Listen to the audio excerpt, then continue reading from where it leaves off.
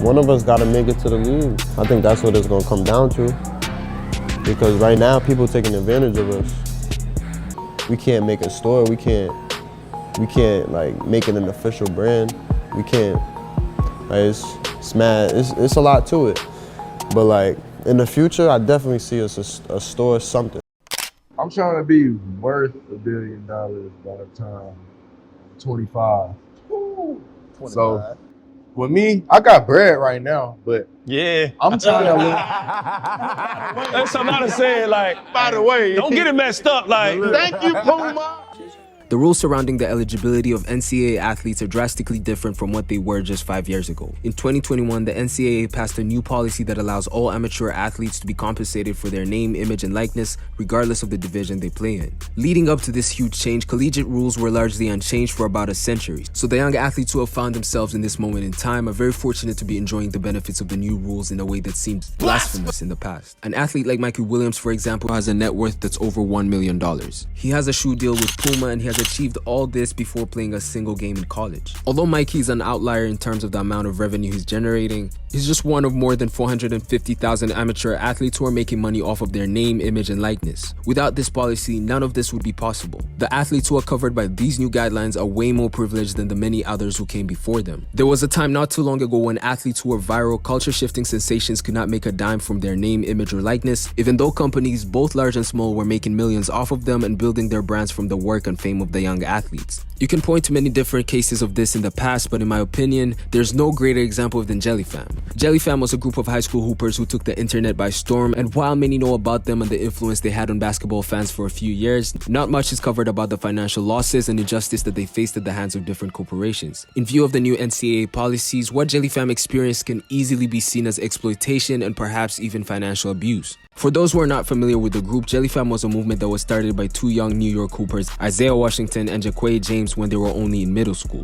Their signature move, called the Jelly, was a finger roll with a bit of flair to it. Words can't really do justice to just how much excitement the Jelly brought to NYC crowds and basketball fans everywhere. For a brief moment, the Jelly was arguably more celebrated than a dunk. Other high school players even kind of had to make dunking cool again by creating a different movement for dunkers called the Jam Fam. The Jelly was new, and in the same way that you can dunk on a person, you could jelly on someone as well. Except the Jelly did not require freakish athleticism or incredible size. It was for everyone, and that was one of the reasons for its widespread popularity. This move also happened to become popular at a time when social media was giving high school hoops a new kind of feel. When Jellyfam came up, the mixtape era as we knew it was slowly coming to an end, and high school hoops on social media were taking on a new life, mainly through Instagram highlights of high school sensations like Isaiah Washington. Jellyfam had 8 core members, but as the movement grew, kids all over the world wanted to officially be a part of it, and they could under a few conditions.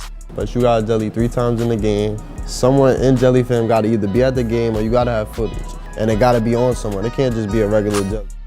A lot can be said to explain just how popular Jellyfam was. For example, it got to a point where Isaiah Washington could not even go in the streets of New York City without constantly being stopped for pictures and autographs. These high school players even had their own Jelly Day in 2017, and they shut down the legendary New York Park, Dykeman, after they filled it to full capacity and put on a show in a way not too many have done before. Jellyfam was bigger than just high school basketball, and they even caught the attention of NBA players who were pulling up to their games, and the Jelly itself was being done in NBA games. Kyrie Irving even had a pair of custom-made Jelly-inspired shoes, and while Kyrie himself was looking to pay homage to the movement started by New York City point guards, as Jellyfam rose to fame, different companies saw them as an asset that could grow their brand. Due to the old NCAA policies which prevented amateur athletes from making money off of their name, image, and likeness, Jellyfam could not trademark their brand and the symbols associated with it if they were to play at the collegiate level, which they wanted to do since the big goal was to make the NBA. Meanwhile, there were brands all over the world that were selling shirts, hoodies, and all kinds of merchandise in the name of Jellyfam at crazy prices, and this is even still going on today. But perhaps the most disturbing part about the exploitation was Nike's attempt to capitalize off of the movement's fame without giving them any credit. In August 2017, just a few weeks after Jelly Day, Nike announced a new colorway for the PG ones, and this is how they looked.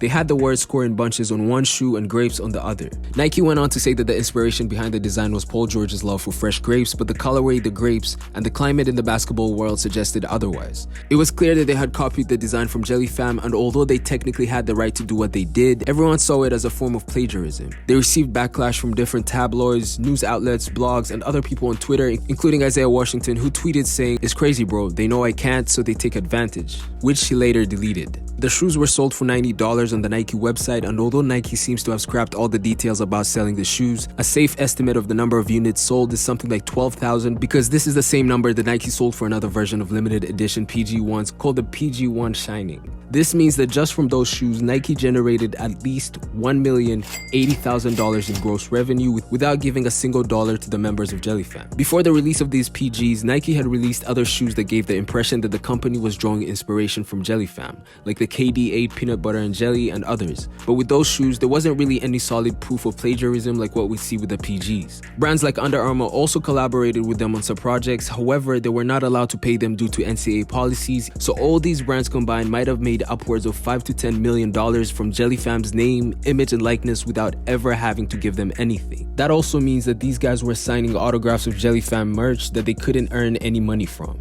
In my opinion, it was around this time that the NCAA should have considered reforming its policies, but instead of doing so, it seemed as though they began to keep an even closer eye on the stars of the movement.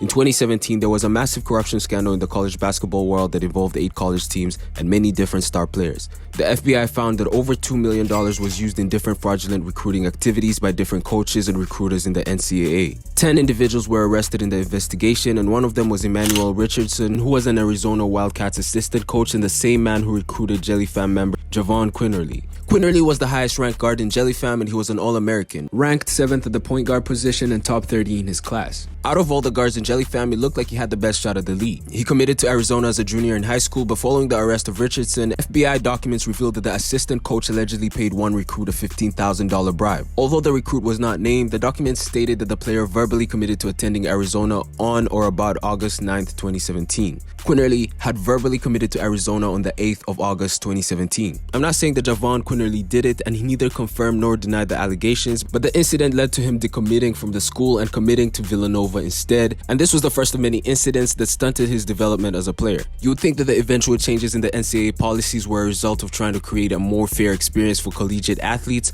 but it was really a result of the G League creating an alternative route for amateur athletes. The G League created the G League Ignite, which offers tuition for the athlete's education, salaries, and the freedom to earn money from one's name, image, and likeness. Instead of losing top prospects and money to this league, the NCAA finally changed their policies, but after it hurt many prospects like we see here with Jellyfam. After getting to Villanova, Quinerly did not get as much playing time as he expected, and after a season, he decided to move on and enter the transfer portal in early 2019. But the NCAA denied a transfer waiver, which would have allowed him to play at Alabama in the 2019-20 season. He sat out for the year, and through all this, Quinerly had expressed his frustrations with the college journey. He got his chance to shine with Alabama the following season, in which they won the SEC championship with him being the MVP in that game. Still, his draft stock took a hit due to the lack of playing time in Villanova and the year he spent on the bench due to the denied waiver. But worst of all, he tore his ACL just a year before his final season of eligibility, so the NBA seems to be further out of reach than it was when he first started at Villanova. The other main guards from the movement went on to have solid college careers, but none of them has been able to put together an NBA career. Isaiah Washington is now a pro overseas in Slovakia, and Jordan Walker is in his final year at UAB.